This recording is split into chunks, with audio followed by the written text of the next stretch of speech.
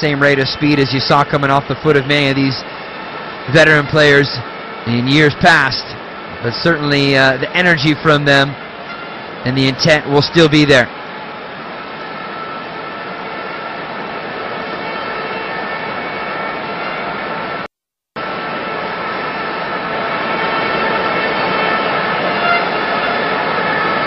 So it looks like the players will make their way to get ready for the starting lineups. And as you would imagine, there will be a lot of ins and outs with players coming on and coming off. Here's the starting lineup for the Real Madrid All-Stars. I mentioned the goalkeeper Boyo at the back. Carranca, he's also part of that man Jose Mourinho's coaching staff.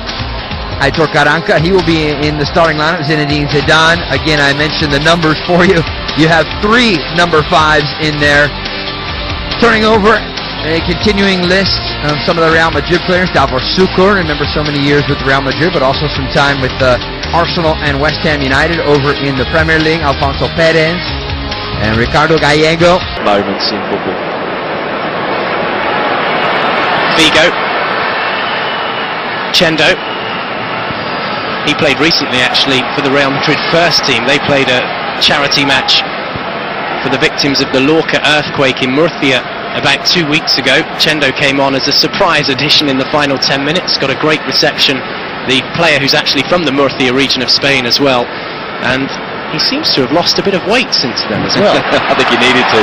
Butragueño with a chance to put Madrid in front early doors, just wide. Came into the middle just to stop Mackay.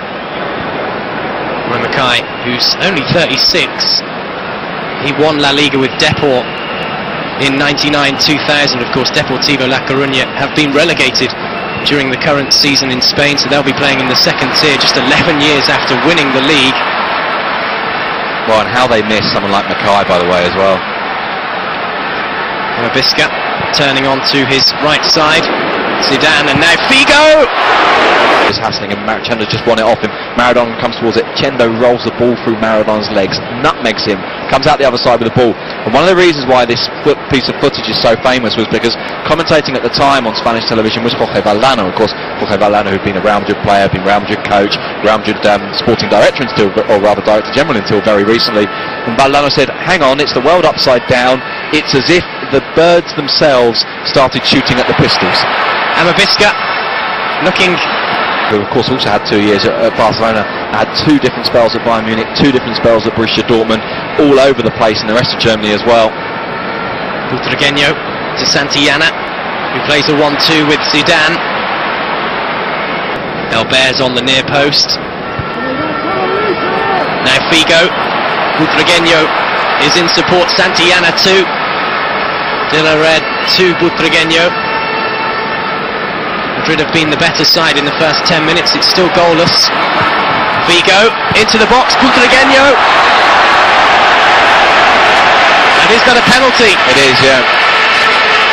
So an early chance now for Real Madrid to take the lead at the Bernabeu. By the way, I think there's something dodgy going on here. For those that don't know, the referee tonight is Carlos Mejia Davila. Well, Carlos Mejia Davila works for Real Madrid as their refereeing delegate, the man who referees the training games, looks after the players in terms of explaining to them new rules from referees and stuff, looks after everything for Real Madrid. So here we go, penalty. De La Red scores for Real Madrid. A few months ago, he wouldn't have thought that would be possible after he was forced to retire from the game after a heart trouble. But he's got his goal as captain. That will mean a great deal to him. He's now a coach at Real Madrid and a goal scorer too in the famous white strip for the first team in a charity match at least. Nicely taken as well, wasn't it? Right in the corner. Ruben de la Red, who, as you say, is now coaching at Real Madrid. The club, I think, have worked really hard after he signed in 2001, because to start with, it wasn't really working for Zidane, and that natural role of his as either a central midfielder or just off the strikers wasn't quite happening, and they were the ones who enabled him to not worry about the normal central midfielder's role and just get on with playing. In the squad for a long time, but that's a lot of caps as substitute. It's a lot of caps of isolated games here and there, to say until Marcel Desailly stepped aside, and that's really what allowed him to take his place, because then Lilian Thuram was forced into the middle. Because we all remember the 98 World Cup where Thuram was so important in the semi-final against Croatia, but important as a fullback before he stepped into that. Will feature at some point as Figo takes another corner. And it's over again from one of Madrid's defenders. Karl-Heinz Rummenigge didn't quite fancy starting the game, but we will definitely see the 55-year-old former Germany international as Butragueño possibly leaves it too late. No! Butragueño makes it 2-0 to Real Madrid after less than 16 minutes in the Spanish capital. Madrid have definitely been the better side early on as Mourinho watches on. A lovely finish, wasn't it? And that was Butragueño all over again. The same sort of run behind the defence, slotting into space and going beyond them. A hint of offside perhaps, but it's the way he takes it, the neatness of the touch, and that's Butragueño. 8 and 91 before signing for Juventus for just a single season. Zidane, another former player from Juve. De La Red completing the switch out wide to the right side. Figo. Lovely play from the Portugal international, former Portugal international.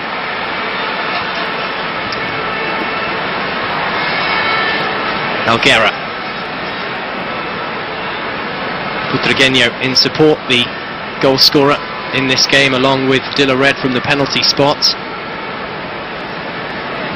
Zidane to Santillana. Doesn't look too bad, Zidane, does he, physically? Many feel he retired too early after the 2006 World Cup.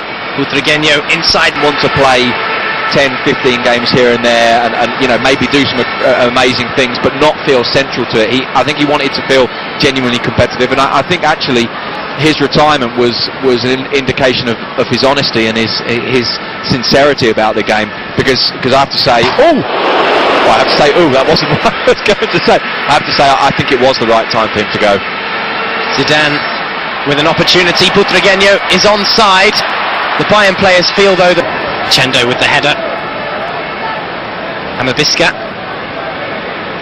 Amavisca played such an important role in that team that won the league in 96-97 for Real Madrid with Fabio Capello as coach. A season in which, in terms of style, maybe Barcelona were more exciting. It was the year when Brazilian Ronaldo played for Barcelona, and he was absolutely phenomenal, scored 34 goals. But that Capello team was so hard to beat, so strong, so well organised.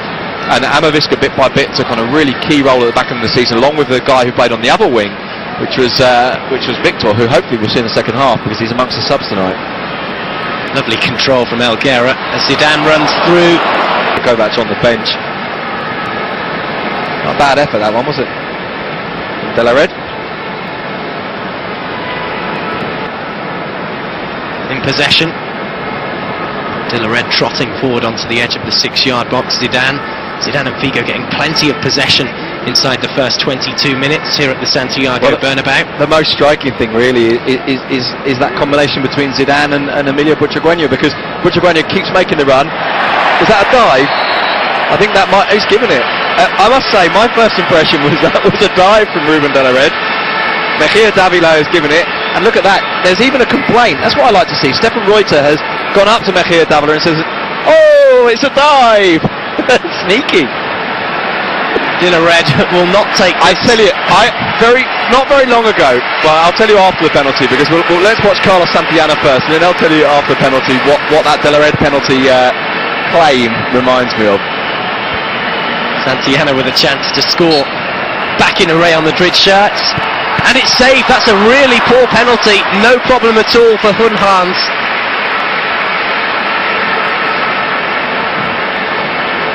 There it is again. Well, Santillana and Thomas Helmer are indeed on for Willy Sagnol and Andreas Bremer. Thomas Helmer, who may look familiar to Sunderland fans, but by the same token may not look familiar to Sunderland fans, seeing as he was there for us next year or so. Sergio brought down by Helguera. Kovac, of course, like his brother Robert Kovac, naturally enough, as their brothers were, were actually German-born, from Bosnian parents. Played for Croatia, both of them in I think 4 tournaments in a row. They must have played at the World Cups in 2002 and 6, and presumably at both European Championships in 2004 and 2008 as well. Certainly Robert Kovac played in 2008, I'm not sure if Nico did. You can hear On with a keeper. possibly with a bit of Figo involved too. Yeah, that's true. That's true. There's been one or two nice moments from him. Morientes linking up with Zidane.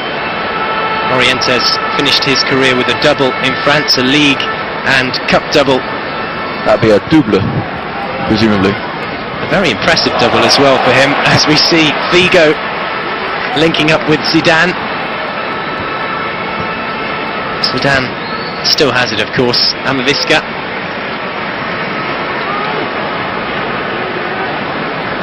They're just queuing up Real Madrid on the edge of the box. Alguera, who can play in the middle of midfield as well as at centre-back. Butragueño. Figo has De La Red in the box. Morientes to Zidane working with Chendo. Chendo might last a half at this rate. He'd be pretty pleased with that, I think. Chendo's continuous injuries were a real problem during his career, but have become a real running joke for the current staff, the coaching staff at Real Madrid.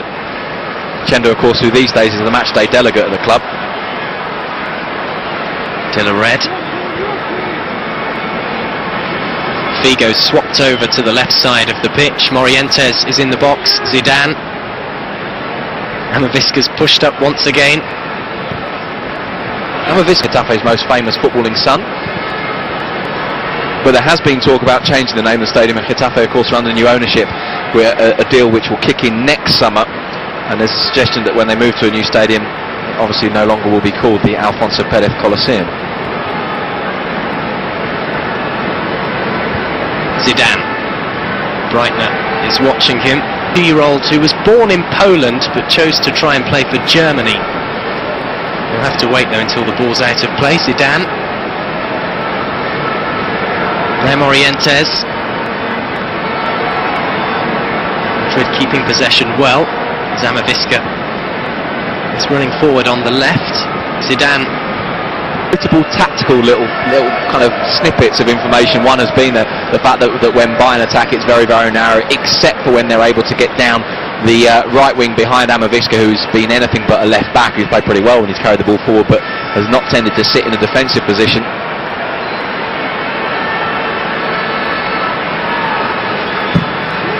Karambou with a bit of space to work with.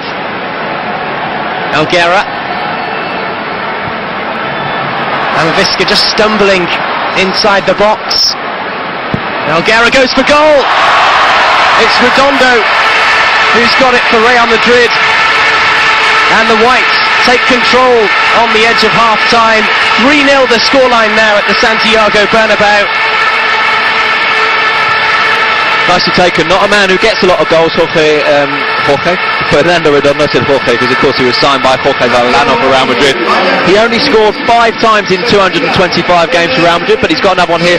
Had real injury problems when he departed and went to Milan, and really struggled because of that. Fernando Redondo here at the Santiago Bernabeu, Real Madrid's B team against Real Madrid, and of course lost to their own first team. And that was the moment at which the Spanish league changed the rules and said, okay, from now on, no filiales as they're known in Spain, none of the youth team, none of the sort of backup teams are allowed to play in the Copa del Rey, to try and avoid precisely that issue.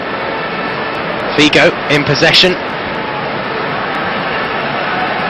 A final in which Real Madrid had a number of very famous faces playing for them, and not least to Real Madrid in this match, which is in aid of children in Africa, put on by the Real Madrid Foundation.